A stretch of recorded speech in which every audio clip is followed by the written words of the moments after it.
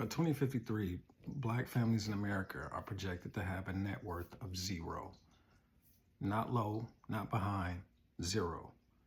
And this projection comes from the Institute of Policy Studies. So this isn't a rumor, this is data.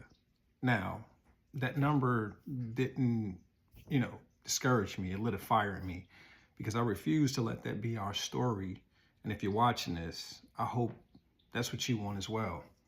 Look, the racial wealth gap has been widening for decades and not closing anytime soon.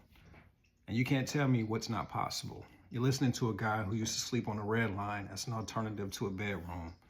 I didn't go to prom because I didn't have the money for it or the funds for it. And in grammar school, I was the kid that got talked about because of my appearance. We have time to change this. And the people who, quote unquote, move the culture can't be the people who ultimately end up being at the mercy of everyone else.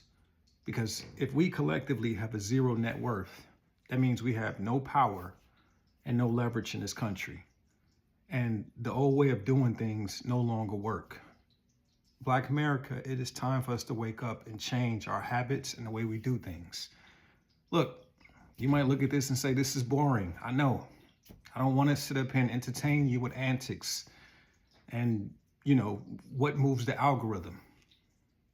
But at the end of the day, I can honestly say I'm not a part of that group.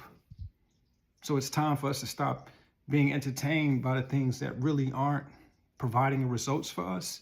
Because where everyone else is being entertained about what's going on the internet, we can't afford it. It's really time for us to wake up and take this economy and take our dollars serious. Because what does it mean to be the trillion-dollar consumer if we lack any money when it comes to investing and growing that dollar? Again, you guys can play with your time, or you can be smarter with money. Peace.